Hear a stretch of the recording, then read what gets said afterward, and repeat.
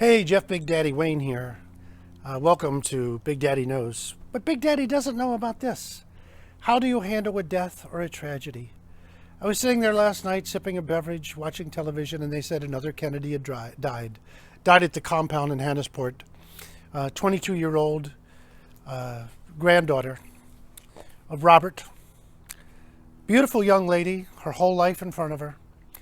And I just started thinking, I had been at a yard sale a few days before, and I picked this up. This was the farewell issue of George magazine. Some of you may remember George was a magazine created by John F. Kennedy Jr., and it had a Vogue. And in fact, I always thought it was funny because I believe Madonna was the cover subject, and I just said Vogue, and of course Madonna, Vogue, Vogue, Vogue.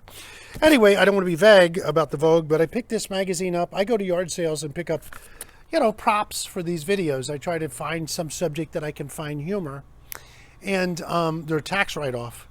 But what I can't find no humor in this. I picked it up because I love history, and I know about the Kennedy family, and I was genuinely saddened because, not only we use JFK to an assassin, not only do we lose Robert Kennedy to assassin, but people don't know the history of the Kennedys, that they've lost several of the kids. ODing, I think one was skiing and smacked into a tree. It's just tragedy after tragedy. I mean, JFK's sister, who they gave a lobotomy to, another sister, died in a plane crash. And of course, poor old JFK Jr., he died in that very tragic plane crash. So I was just sitting there thinking, Kennedys are part of our history. And I wonder if this comes back to the sins of the father. Because, Joseph Kennedy was a ruthless man, just ruthless. You can read all the history, This is a guy, was a bootlegger. I'm going to give you a little story here about him that a lot of people don't know about. Joseph Kennedy got into Hollywood, and he started messing around with movies and making money. There's great stories about him in the Gloria Swanson book, about how he, took over her organization to recapture her stardom, which was starting to slip. And he said we would have a meeting and somebody would come up with an idea, and he goes, I'm giving that man a Rolls Royce. Which everybody's like, wow. She said only he was doing it with my money. I found out later he's doing it with my money. And of course he has an affair with hers. He had affairs with many women. What are you going to do? The sons. Look at Marilyn Monroe. Daddy didn't cross that line. So, Daddy was thought to be a Nazi when he was the ambassador to the court of St. James. FDR said to his wife Eleanor, after he left the room one time, don't ever let me speak to that man again.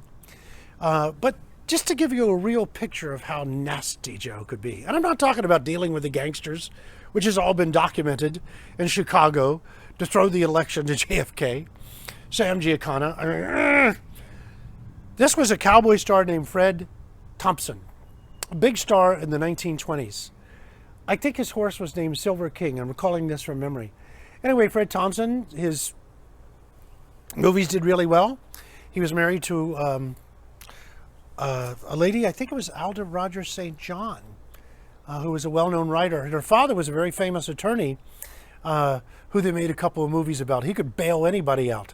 Boy, he'd be making a fortune today, wouldn't he? R. Kelly could get his hands on him. Anyway, Fred Thompson had a home in Beverly Hills, beautiful wife, kids.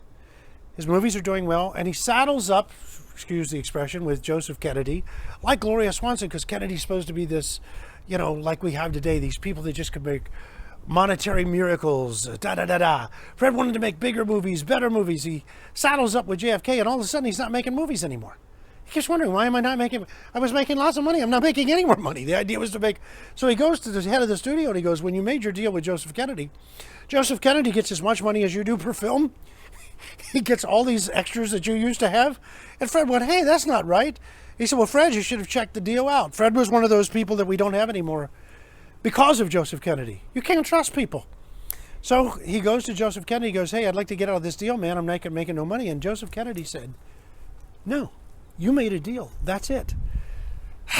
That's not the bad part. The bad part's coming. So Fred Thompson went back and told his wife, you know what I'm going to do? I'm not going to make any more movies. Therefore, he won't make any money. I'm popular enough, I can wait it out. I'll do personal appearances, and I can do it all over the world because at that time, a silent star. Silent stars were bigger than any of our stars today. They could travel all over the world because people knew them. Because they were silent. You could put the subtitles in any language.